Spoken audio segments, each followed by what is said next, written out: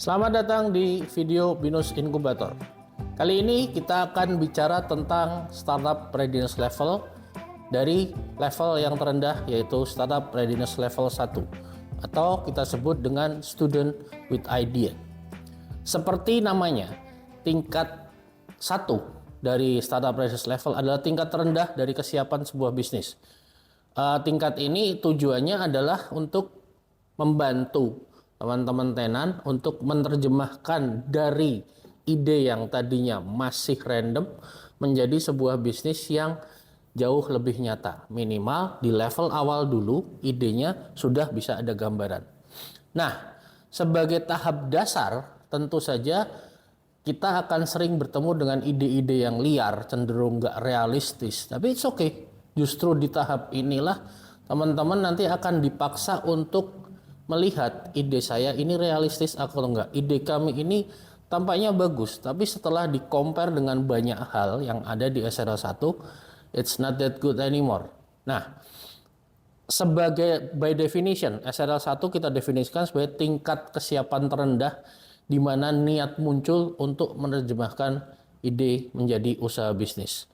Ada beberapa hal yang akan menjadi fokus dalam startup readiness level 1. Yang pertama, kita akan bicara tentang user persona. Ketika teman-teman bicara user persona, lagi-lagi karena ini ada di tahap awal, maka semuanya masih berdasarkan asumsi. Ketika misalnya saya ingin membuat satu bisnis, let's say lapangan futsal.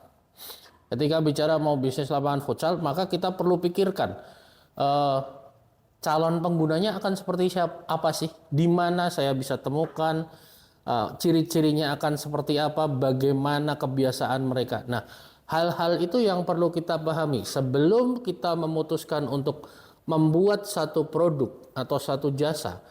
Maka hal pertama yang perlu kita sangat perhatikan adalah kita sudah punya bayangan produk atau jasa yang akan kita siapkan ini sudah memiliki calon customer. Calon customer ini yang kita sebut di sini sebagai user persona, kita harus benar-benar punya bayangan detailnya seperti apa. Detail seperti apa yang diperlukan ketika kita bicara user persona? Yang pertama, meskipun ini sebagai asumsi, teman-teman, kita tetap harus bicara secara cukup detail. Misalnya, asumsi, nama aja deh, sebut saja namanya Stefan. Pekerjaannya, misalnya pekerjaannya mahasiswa, usia 21 tahun. Atau pekerjaannya freelancer, usia 23 tahun. Kemudian tingkat penghasilan, kira-kira berapa? Tingkat penghasilan, anggaplah dia berpenghasilan cukup tinggi untuk usia segitu, sekitar 9-12 juta. Kemudian yang perlu kita pahami lagi, tingkat umurnya ada di usia berapa dia? Tadi sudah disebutkan, profesionalismenya apa, kemudian income-nya berapa, lokasinya di mana. Kenapa lokasi jadi penting? Nah, hal-hal yang ada di user persona ini sebenarnya teman-teman adalah aspek-aspek yang kita perlu tahu dalam konteks segmentasi.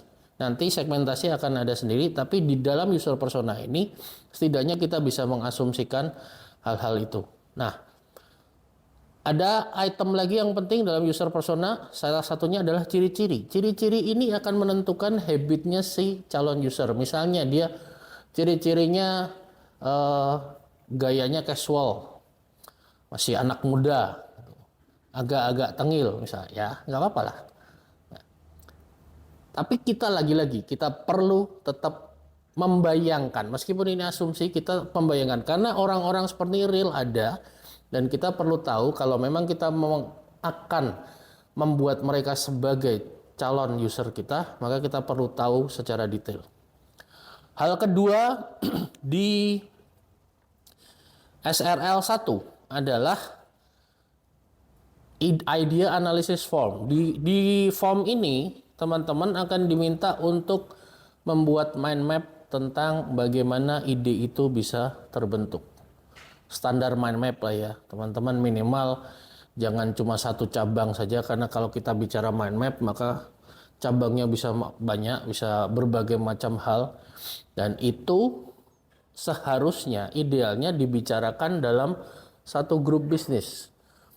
Kalau sendiri tentu saja hanya pandangan sendiri, tapi ketika kita bicara, let's say dalam grup itu ada 3 atau 4 orang atau 5 orang, maka akan ada 5 pikiran yang sama-sama liar untuk membentuk banyak kemungkinan. Kemudian kita masuk ke SRL ketiga. Nah, kita bicara tentang segmenting, targeting, dan positioning. STP, kita mengenalnya sebagai STP matrix. Nah, ada beberapa hal yang perlu diperhatikan di sini. Ketika teman-teman bicara tentang market segmentation, maka teman-teman diminta menjelaskan di form ini bagaimana sebuah pasar. Lagi-lagi ini masih asumsi. Ini kita tetapkan. Nah, segmentasinya seperti apa? Itu ada kriteria yang jelas. Kemudian dari segmentasi yang sudah ditetapkan, teman-teman menetapkan target. Tentu saja segmennya akan mungkin sangat cukup luas. Tapi segmentasi yang luas ini, apalagi sebagai bisnis pemula, tidak mungkin akan diambil semuanya. Maka tidak realistis kalau kita bicara marketnya semuanya. Nah, kita bawa ke dunia yang lebih realistis, meskipun masih asumsi, maka dari segmen yang besar itu kita tetapkan target yang jauh lebih kecil. Terakhir, untuk positioning, tidak cukup hanya mengetahui calon usernya, tidak cukup hanya berasumsi tentang calon usernya, tapi kita juga perlu berasumsi tentang kompetitornya. Ada 2 sisi yang harus kita pertimbangkan, user, kompetitor. Nah, di tahap ini SRL 1.3, teman-teman akan bicara salah satunya tentang positioning. Positioning adalah bagaimana kita memandang calon bisnis kita ini dihadapkan dengan potensi kompetitor yang ada. Untuk positioning, teman-teman nanti akan menggunakan perceptual map. Ini sudah dipelajari di mata kuliah entrepreneurship market validation.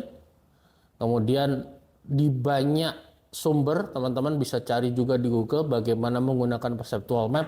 Jadi ini maps yang cukup common, hanya tinggal diaplikasikan saja pada ide bisnis masing-masing. Nah, mengingat ini adalah sebuah tools untuk mengukur kinerja, maka harus ada evidence. Evidence ini yang akan teman-teman berikan di SRL 1.5.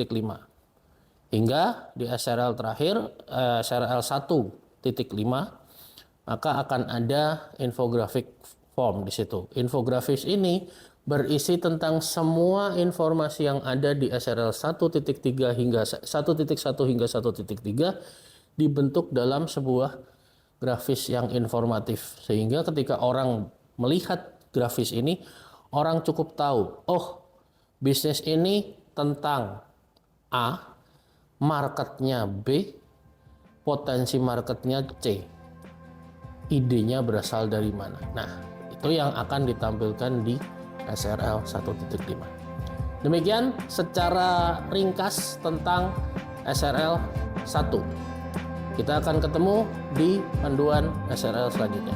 Thank you.